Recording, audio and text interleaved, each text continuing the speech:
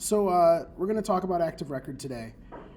Active Record is a culmination of a lot of the stuff that we talked about yesterday. So let's recap real quick some of the things we talked about yesterday that an ORM did, right? Like when we ran an ORM method, ORM like .all, right? So ORM, by that I mean let's make our objects into relationships, relationships into objects. The steps that we took with that method was that we would use like the class name to configure a SQL query, right? Because if it's cat.all, then I need to say select star from cats, right? If it's dog.all, I need to select star from dogs. So the query name kind of derives from the class name. If I wanted to dry up stuff that we were doing yesterday, I'd probably do like self.class and then like do 2s and kind of manipulate that to force the SQL string that I wanted for my query, right? So we got a SQL query. We used a database connection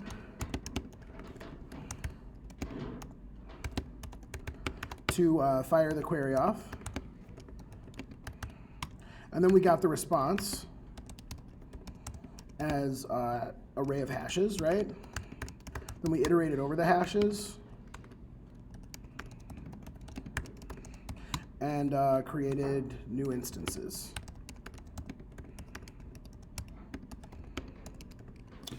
And then when we did save, we kind of did that backwards, right? We already had like an insert into or an update query that was kind of pre-configured about all of the attributes that could be set. And then we just kind of took the object that we had and we queried all of that object's attributes and then fired those into the SQL query. So what was ORM work yesterday? It was all about basically knowing that we have data in a SQL database and we have these patterns. Based on a class name, we can do a .all. If we're doing a .find, then we know that's going to be for an ID equals part of a search in a SQL query, right? And so using those patterns, we could imagine how people would put that into a whole bunch of classes in a row and then realize, oh, let's try to create some super classes. Let's use inheritance to like make a single class called like ORMable or ORM object, right? And then that object gets a .all method and gets a .save method and gets a .find method on the class, right? Or sorry, save would be an instance method, right? Because we just save one at a time. But yeah, we'd get those methods all hooked up. Active Record is a tool that does exactly this. So this is an Active Record file structure, and let's talk about this in terms of the big picture first. The big picture is that we're going to have a database. The database is going to be mapped to Ruby objects. Each table is going to correspond to a model. Each instance variable or attribute reader writer on a model is going to correspond with a field in that table. We're also going to have the capability of writing macros, kind of like new adder reader writer kind of syntax, but they're going to be macros for giving us methods to deal with relationships. So like if an owner has many dogs, I should be able to write has many dogs in an owner class and then call owner.dogs and then have the right SQL run and get all the right dogs out of the database, turn them into job objects, voila, I've got all the dogs for that owner. That's what we're trying to do. For all that to work, a lot of stuff needs to be kind of set just so, right? We need to have commands that allow us to configure a database the way that we want it to, and the way that databases get configured with Active Record is through these files that are called migration files.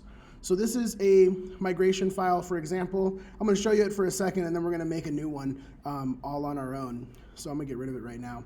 But we have these files in here that basically give instructions of what kind of changes we'd want to make to a database. We also have this like schema.rb file that holds a record of what the database looks like right now. So in terms of connecting to our database, Active Record is all about giving us like access to see stuff, access to set stuff, access to change stuff. Where are we going to get that access? First, it starts in the terminal. This is a thing called a rake file. Rake file is Ruby makefile. That's what it really means. Makefile was from like the C language, and a makefile is typically the file that you put in a project that's about building any files or basically the boilerplate stuff to put documents together and configure things properly. So this rake file is including a bunch of tasks which we can use in this application to generate code or to make changes to our database or even to rewind our database back to like some previous change state. So the unit of change in our database is that migration thing, and there are rake tasks around managing that. We can also define our own rake tasks. So if we wanted to have something like the console that we used earlier this week, we could define a task with a description, a task keyword, pass the task name in as a symbol, and then what's going to happen here is it's going to set a logger for our database. So any sort of database commands that happen we'll get to see in front of our eyeballs, and then it starts a pry session. So for example, just usage example of how a rake task looks, if I said rake -t, this will run and it'll show me, and I'm going to ignore this deprecation warning because that just means that things are going to change later on and they might break stuff, but things aren't going to change today, so I'm not going to worry about it. Right here, these rake tasks, rake console, this is the one that we just designed. It's got the description printed out right there. There's a whole bunch of other tasks. We can create a database. We can drop a database. We can create a new migration file. We can toggle between different environments because we might have one database that we test code in and another database that we actually run sample code in. There's this command migrate, which basically says, let's take any instructions for how to change our database and roll those forward. Let's just hit play on those and make sure our database is the most up to date. And rollback will take a database and roll it back step by step through changes. So let's talk about this unit of change to the database. I personally think that we've written really good notes about this movies thing, so I might start by like modeling a movie in the database, and then maybe we can get some other connection to it either this morning or later on in the afternoon. So let's start with rake db create migration. And as we go, we're going to explore more about how this kind of code base comes together. But my first goal, if I was going to make a project about movies, would be to get data in a database about movies, and then about users, and et cetera, and then start making objects that connect things together. So db create migration, let's try that. Create migration takes a parameter called name. There's no space after it, I just do an equal sign, and then I write the name for my migration. The naming convention for a migration is that if you're going to create something, like a table in the database, you should start it with create and then the name of the table that you're creating. If there's other changes you're going to make, you should be explicit about the change. So if I was going to add a column to a table, I might say like add column toe count 2 cats or something like that. Not just to say change table cats, I need to be specific about the change. Because in a mature code base, you're going to have a lot of migrations as the database goes through updates and changes, and you want to be able to search through those when you have a few dozen or a few hundred stacked up verbally. So my name here is going to be create movies.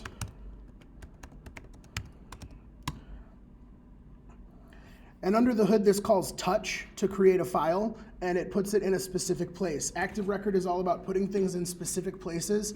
This file structure is pretty rigid and kind of baked into the config of Active Record. This is more what we'd call convention over configuration. It's going to have expectations for like where things are going to live and put stuff there. So it automatically put this file into db migrate. It started the file name with a timestamp. Anytime I'm going to run migrations, it's going to run the oldest to the newest, and it uses that timestamp as a way to know like what the order is. In some of your labs, you'll be asked to just number migrations like 1 through 5, and that's okay too. As long as the numbers go low to high, that tells Active Record what order it should make changes in the database. But I can't execute like a change column command on a table that it doesn't exist and doesn't have that column yet. So it's important that we do things in order. This is a migration. Couple of things to note, the version of Active Record that I'm using might plug its own number in on the migration. I'm not going to touch this. There's this class called create movies that has a change method. Essentially, when Active Record runs a migration, it calls this method on this class. The way that this method is designed to work is inherited from Active Record. So the Active Record gem upstream in this black box is holding on to all of the internal private methods that are necessary to actually get to the database, run the SQL, create the table. So we need to just give it Ruby type instructions for the Active Record syntax that will tell us how to create a table. And if I didn't remember how, I could look it up here, or I could just Google it, Active Record, create table migration. Cool. This, like I said before, this is Ruby on Rails guides, but Active Record is part of Ruby on Rails. It's part of our work. We can check in on here to figure out how migrations work. So check this out. They have create table as the first example. It's just a method call that we do. The method call basically takes an argument and a block. The argument is going to be a symbol that's going to represent the table name. And then within the block, we're going to pass in T for table, and then we're going to assign attributes to that table within the block. So if we brought this in and kind of moved it around for the sake of movies, it would look something like this. Create table movies, do T. We do have a string for the movie's title. We do have a longer text field for the movie's, is description over on movie? Or no, it was plot. Let's call that plot. We don't need to define that there's going to be an ID. Active Record assumes that we're using like SQL conventions, and it will just assign an ID thing for us. So what else do we have? Plot duration is an integer. So we'll say t.integer duration. And I am going to say t.timestamps here, because I want it to create a created at and an updated at field when this migration runs forward. Yeah.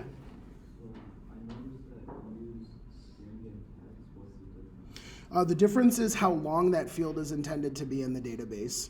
Text is typically going to be longer than string, like in this case. Yeah, strings are designed to be for things like names or maybe like short bios, but if it's going to be longer than a tweet, you probably want to use text for it. And that goes for old or new tweets, I suppose. Sweet. So this migration now is set up to run, but it hasn't actually done anything yet. Just writing a file doesn't execute this change, right? So in order to make a movie be in a database, we need to create the table. So that means we need a database to put the table into. And so we have a command for that. We can do rake db:create. This will create our database for us. This app that I'm in and the labs that you have are going to like have some config stuff set up that have already defined like the database name and where it should live and how to connect to it. So if you're having any issues connecting and doing the hookups, that's not really supposed to be what your labs are about today. Please let myself know like right away if you're having any problems, because I don't want people to like just sit spinning on trying to hook up to their database all morning. That's not the point. We're going to hit the ball, not chase it. Anyways, we've created the database, and now if I want to run my existing migration, I can run rake db:migrate. This will take any pending migrations, right? So I also have this like status command. It looks at all the migrations, and look, it doesn't even know about migrations because I haven't run anything yet. So that's my signal that no migrations have been run. This last line here, schema migrations table does not exist. So I'm going to say rake db:migrate. And now it ran through create movies, migrating, create table movies. It did it very, very quickly. And now we can go back and look at our code here. In the DB folder, we have generated a new schema.rb file. I had deleted one earlier. We have a new one now. And check it out. This is our version. It's got today's date and timestamp on it. We have a date time. These were the two fields that were generated by the t.timestamps command. And then we have string, text, and integer for title, plot, duration, respectively. The table will be called movies. This is great. This is half the battle, honestly. In Active Record, making sure that you have migrations that represent the data that you want to have is super important. I think that let's set up like a movie review. I might just like kind of sketch out the user ID, but I do want to see if we can like have a movie review connect to a movie by the end of the day, and also get another practice round in on this migration thing. So I'm going to say rake db, or no wait, I don't remember the name of the command. Rake create migration, that's it. Name, and then I'll say create reviews. We'll go in here to our DB folder, in the migrate subfolder. Now here's our create reviews. We can say create table reviews do T. And I need to always put an end on this. This is probably my most forgotten end in life because we're already in a change and there's double ends or whatever. So review is going to have, let's see, we had a thumbs up Boolean, and it had a user and a movie and content, that's right. Cool. So we'll say t.integer movie ID, and then a t.integer for the user ID. Then the content needs to be a string. Maybe it could be text. It could be a little longer. And then the t.boolean, thumbs up. And what else? Anything else? No, we had the timestamps, but that was it. T.timestamps. Cool. Let's check our status. So if I say rake db migrate status,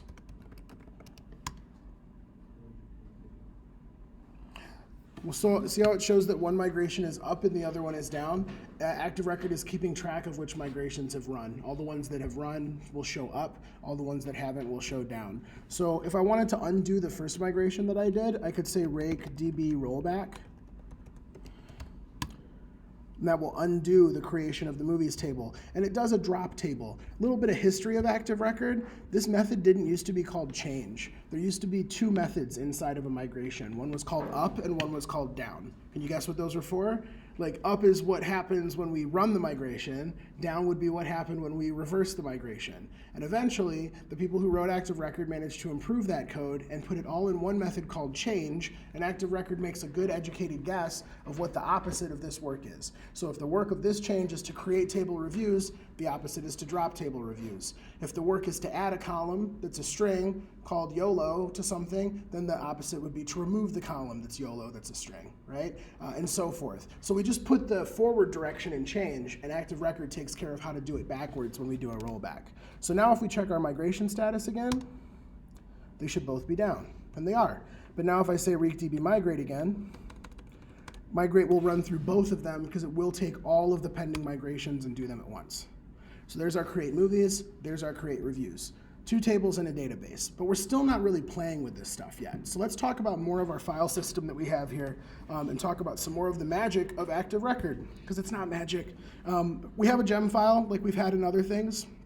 We now have Active Record and something called Sinatra Active Record. Sinatra is a tool that we're going to use at the start of Mod 2.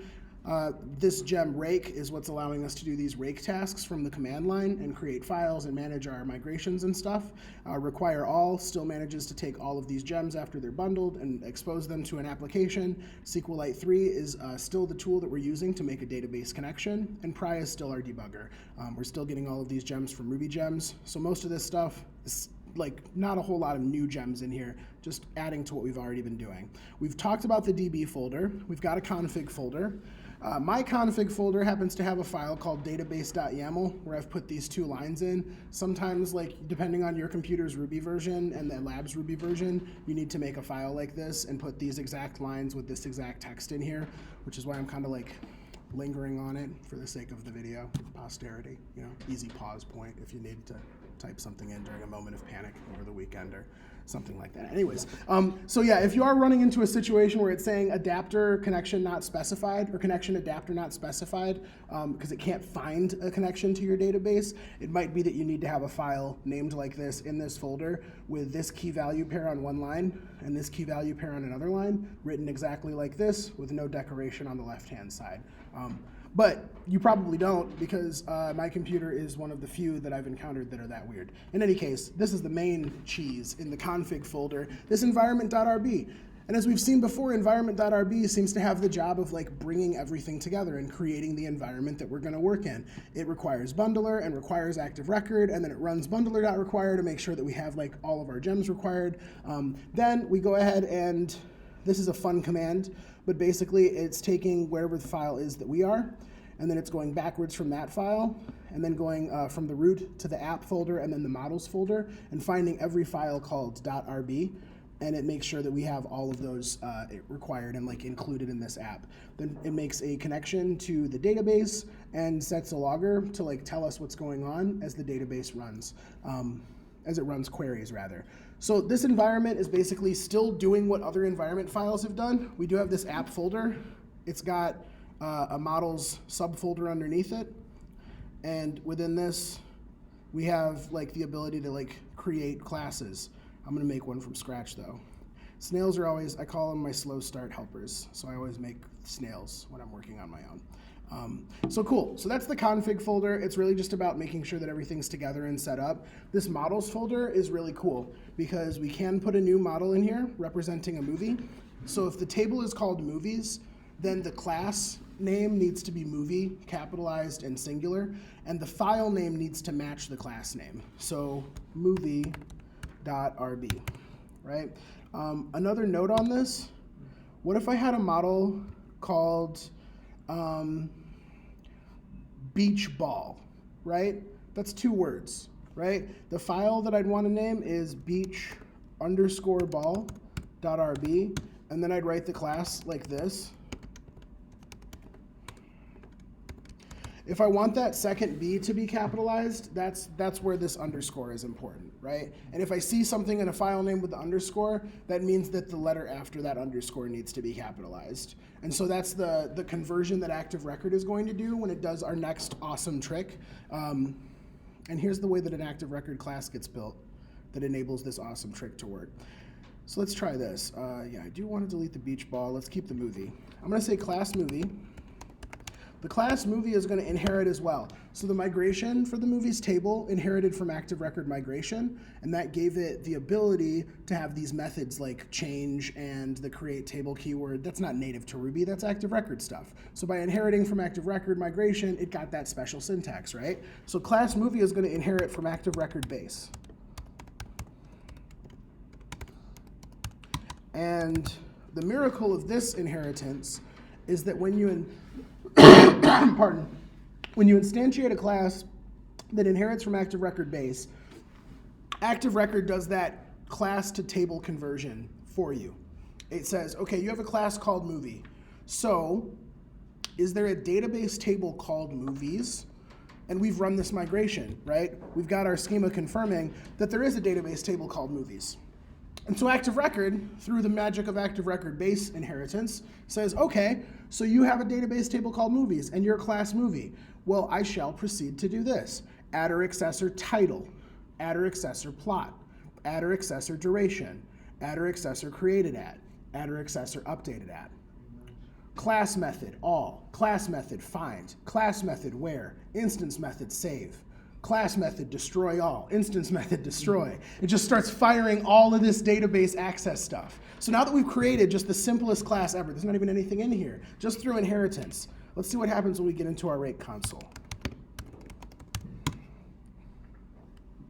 We're here in a pry session, and I call movie.all.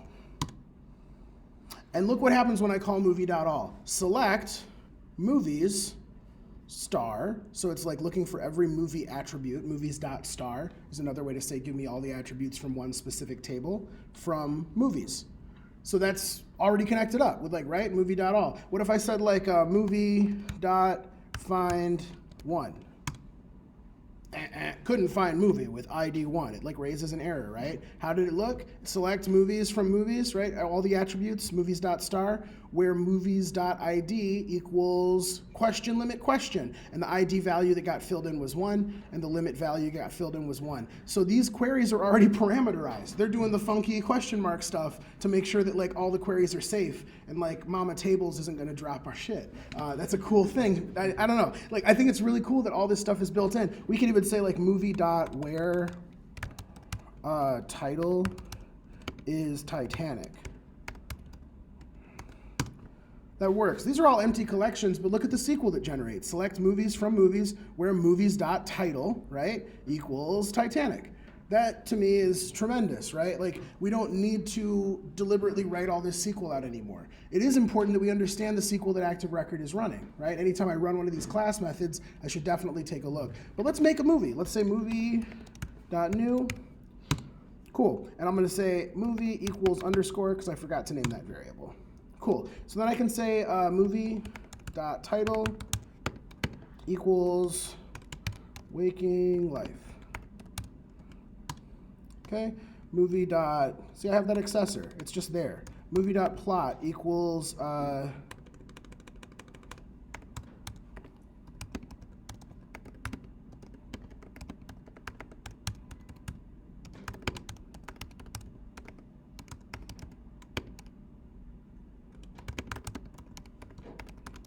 cool.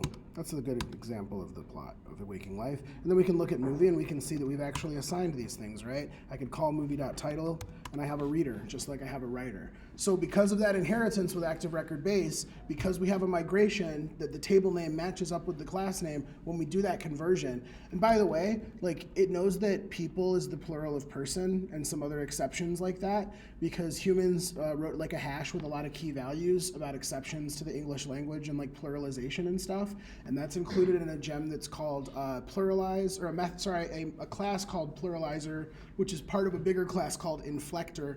And active record uses this inflector to determine singular to plural conversions on stuff. So as you go through labs today, and they recommend that you use a singular word or a plural word, it's not a recommendation. It's really a description of what active record will be doing in its very clever way, but also a very brittle way. Like it knows how to do these conversions, but if we make something plural, it should have been singular. Active record's not going to be able to figure that out. Does it do like non-count nouns too? Like put like popcorn in plural popcorn? Yeah, it will probably create popcorns from a singular popcorn. So if I was going to make a class called popcorn, I would probably say create table popcorns. But then I might go, wait, what's a singular popcorn? But I probably should never make a class called kernel in Ruby. I'd have to spell it wrong. You're going to see people spelling class with a K sometimes, like in Ruby code that you see as examples, because they want to talk about the word class, but you can't use the word class. There's a bunch of reserved keywords, right? Like do, and, for. You couldn't just name stuff that, right? But yeah, that's a fun point. Duration is, I don't know, an integer. That's enough to save it, right? So we can call movie. Let's try this. We've made this movie. I call movie.all again. Where's the movie? Why isn't it in the database? We got to save it. Movie.save. Fires off SQL. Let's check it out. Insert into movies. Title, plot, duration, created at, updated at. Values, 5 of them. Waking life, plot, duration, created, updated at, right? So that fires off this SQL because it's configured because the model inherits from active record base. Active record base has basically figured out, so you're a movie and you need to save. Let me find a list of all the attributes on movie. I know where I can find that list. It's in the movies table in the database. For each of the attributes in the movies table, I'm going to pull this movie for that attribute. And based on what that attribute's value is, I'm going to insert it as the arguments in the SQL query of the form, insert into whatever instance class you are, lowercased and pluralized, right? If I'm calling movie.save, it's going to put it into movies. If I'm saying cat.save on a cat object, it's going to put it into cats. If I call a movie cat and call it cat.save, it's going to save it to movies because it's not about what the variable is called. It's about the class of the object, right? Active record goes, what object are we saving? Oh, it's an instance of movie. Therefore, I should put it into the movies table according to the attributes that exist on that table, which I know about because that migration inherits from active record, and so does the model. Yeah? Does prime affect the primary key? Like, will it start counting for the prize session or not? The primary key, like in terms of what saves in the database? Yeah, like was it going to give it a key in the database or prize or not? If it's a prize. Good question. Yeah, in Rubyland, active record did bounce back when it saved to the database, and it did assign that ID to this object. So even in Pry, will the next one be 2 or will it go? Oh yeah, the next one's going to be 2. Pry is just running Ruby code right now that's connecting with the database right now, so it's really about what's in the database table. So the next movie created is going to be movie 2 because that movie is living in the database. I can come out of this Pry session and access this database through other means, and it's going to have that movie in there. It's definitely persisted. Yeah, Sam. So this is pretty much another way to grab all that data and put it into their certain arrays and all that stuff. It's pretty much what we did last week, but in SQL. That's it, right. So like instead of having a class array of at all, right, every time we create an object, now we just use SQL, right, to put things into a database with the table name that matches the class name. So instead of movie at all, we have a table called movies, and then each instance of movie becomes a row in that table.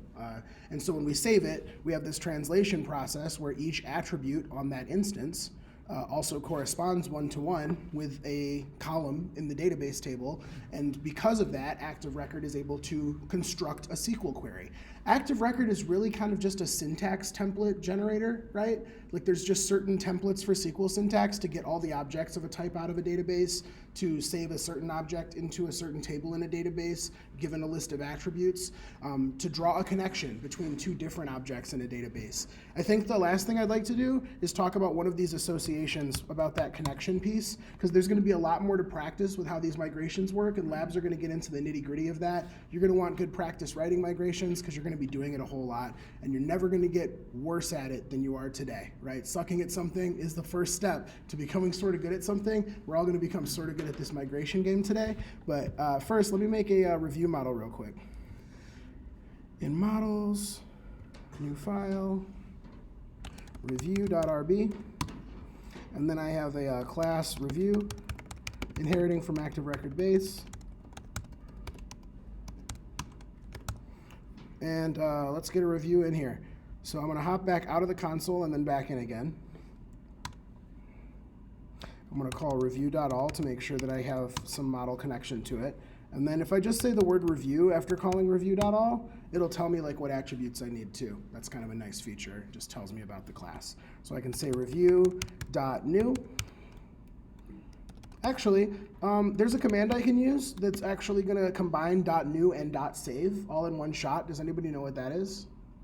Create. Very good. So create will wrap up new and save in one big command. So I'll pass in key value pairs. I could literally be passing in a hash here, but more and more you're just going to have to get used to seeing key value pairs get passed in and recognize that you are passing in just one hash, even if you don't see the curly braces. So I'm going to push into that discomfort zone with this like idiomatic syntax. So I'm going to say movie ID is 1, because it's the review of that movie.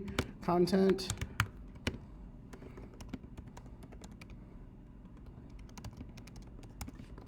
cool. This movie was weird, yo. That's enough. Cool. We fired some SQL. We didn't have a lot of values this time, right? We just had timestamps, and then we have the movie ID and content. So the user ID, the thumbs up state of it, that's still nil. That's fine. Later on, we'll talk about validating stuff so it can't get into the database when it's not in a certain way. Know that that's definitely coming. You don't have to worry about like manually coming up with your own ideas for that. There's a lot of nice baked-in ways to do it, and labs will get to that at a short point. But I don't think we're going to really cover it too deeply in this mod. But let me know if you want a little one-to-one primer on validations later. In any case, we've got this review in the database. So what could I do? I could call like movie.first. And that's our first movie, right? So if I said like underscore dot ID, I'd get 1.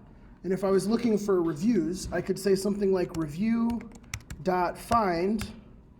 by, or no, I don't want to do a find by. That is something I could do, by the way. I could say review.find by, and then I could pass in like any attribute. I could say ID is 1.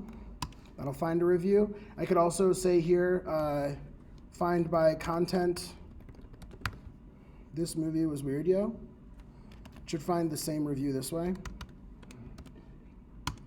Yeah, sure. So find by works, but then there's also this notion of where, which will be a multiple search. And so what if I looked for a review where the movie ID was 1? Because that's the ID of the movie that I've got saved. And look, that's if I know that I'm a movie with ID of 1, I could take my own ID, right? I could say where movie ID is my ID of 1, and I could find a review where that movie ID was 1, and it's going to get any sort of reviews that there are. It's going to return an array of multiple reviews to me that all meet this condition. So if I made another one of these, review.create movie ID 1, this movie was rad, yo. Cool. And then another one, this movie was boring, yo. And then another one for like some movie that doesn't even exist yet. I don't know. This movie was cool, yo. Then we should probably make a movie so that that last one is not like just pointing back to nothing, right? So I'm going to say movie.create. I'm just going to give this one a title. Second movie. Yeah, second movie to the sequel.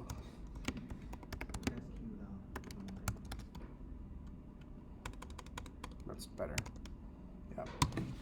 Cool. So that's good. So now I could do like a review.where movie ID is 2, right? And I'll get a certain set of movies. Notice this is an array because of the first and last character being the square brace, right? Where returns an array. And if I said here review.findby, that's like the singular of where. It just returns a single movie object, no array anymore, right? So this is how, like, if I was in a movie, I could totally write a method called like def reviews. And if I'm one instance of movie, then reviews could say review.where movie ID is the same as self.id. That kind of makes sense, right? That is the connective tissue. That is the foreign key that points back to this movie as it lives in Ruby. So let's see if this method actually works now that we've like written one. We'll hop out, hop back in real quick. Rate console. Then I'll say m equals movie.first. And then we can say m.reviews. Check that out. Those are the 3 reviews that we made for the movie. Furthermore, look at the SQL that ran. Select reviews from reviews where reviews.movieid equals 1, just like we told it to, right? Now, some of this stuff feels unnecessary. Like, I wrote a method called reviews, but I also in the method needed to specify that I'm looking for a review. That feels like repetition. I feel like I've repeated this is a nitpick, right? But I've said review a couple times there, right? And review.where knew then to go into reviews, and it knew to look for movie ID, but this feels repetitive, because look, I'm already in the movie class, right? And like, I'm talking about my ID as the movie ID, but I already am a movie. So like, here's the thing I think would be an improvement, right? I think I would like to live in a world where I can just say, active record, a movie has many reviews. And what I'd like active record to go is like, okay, well, if a movie has many of something, it means that that something has to have a foreign key pointing back. And like, if you're a movie, why wouldn't that foreign key be called movie ID? So I'm gonna assume that wherever you want me to look for something, there's a foreign key that points back to you, right? And you're a movie, so movie ID should be a foreign key. And you just said you have many reviews, so like there should probably be a class called review and a table in the database called reviews. So I'm just gonna go looking automatically for a table called reviews because you said that. And because you are this, I'm gonna look for something called movie ID on reviews. And my query is gonna be, let's say select star from this thing where this downcased with an underscore ID after it equals whatever instance calls this ID. I think that's what this is going to try to do. I think in a perfect world, right? In a really nice world where active record is built to like make me never really think about SQL on a low level, but really just think about relationships on a higher level, and then have like, I don't know, more of my brain to devote to solving problems that clients want me to solve instead of resolving the same problems with data, which could get a little tedious. Let's say m.reviews. Yeah, that works. Furthermore, I get more methods, right? So like if I say m.review IDs, 1, 2, 3. Cool. So what if I said m.review IDs equals 2? What would have to change to make that true? If the current list of review IDs associated with a movie is 1, 2, and 3, that's because reviews 1, 2, and 3 all point back to movie ID 1, right? That's the search that just happened. Select reviews from reviews, where reviews movie ID. It's the same exact query, right? So I want to use this macro. This is called the has many. On the other side of it, we could write a belongs to. But these are like macros, and we'll learn more about these in the labs. Right now with this has many, it gives me these 3 reviews, IDs of 1, 2, 3, and so I can return those with this built-in method. Has many gives me multiple methods, right? It gives me a reader-writer reviews equals. It also gives me review IDs. It also gives me like reviews shovel. I could take another review instance and shovel it in. What connects a review to a movie in the database?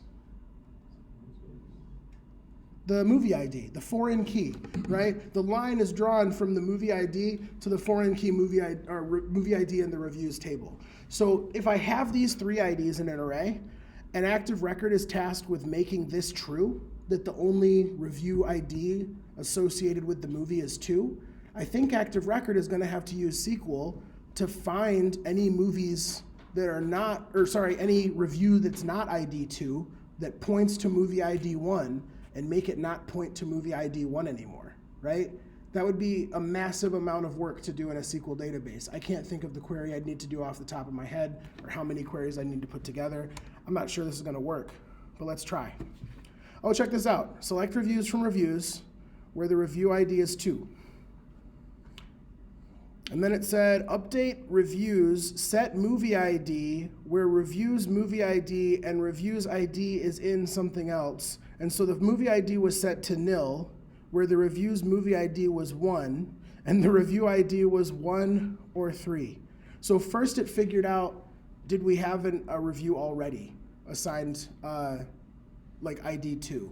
And it found that one, so it was like, I don't need to create a new review to make this true, right? I already have a review with ID 2. But then it thought about the other ones that it had, and it went through, and it set movie IDs to 0, such that now when I say m.reviews, it only gives me that 1 back. And if I go and look at review.first,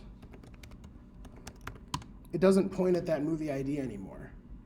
So like through the Ruby object space, I feel like if I had reviews of certain IDs and I needed to just set up relationships with those IDs, I'd want to just hand an object an array of IDs and say, hey, make these yours.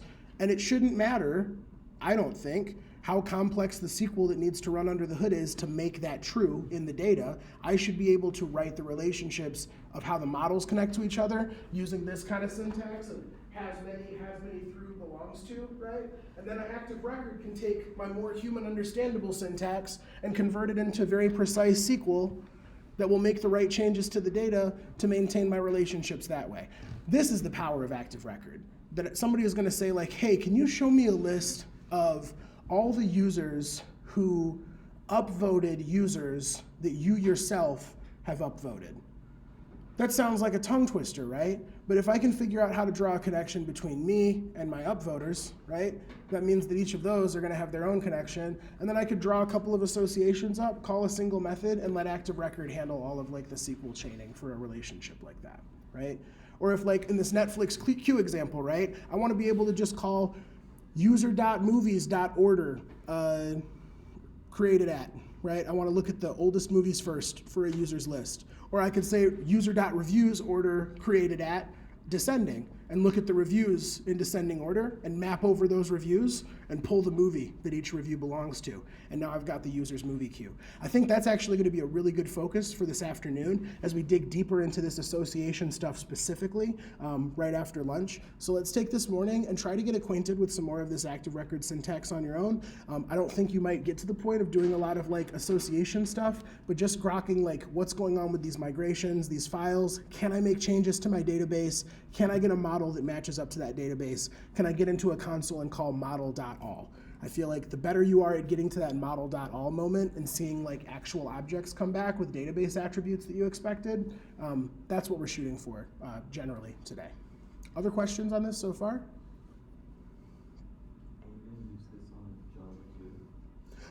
When we're in JavaScript, we're going to start out just working in the front end in like pure JavaScript to like spend some time with the language. But when you get to the point of making apps and projects, those projects are going to need to be backed by data. The data will live in databases that are managed by Active Record. Yeah. So this stuff never really goes away. So SQL doesn't do booleans, but Ruby does. For the thumbs up, would you say thumbs up equals true? Let's try this.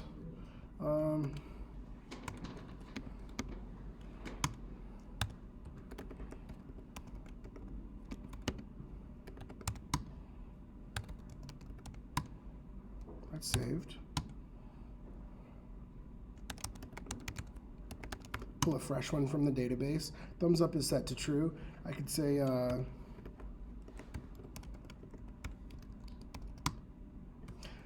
think you got it flipped actually. Databases do support Booleans. It's Ruby that only has like true class and false class right now. So if I say false.class, it's not a Boolean, it's false class. And true.class is true class.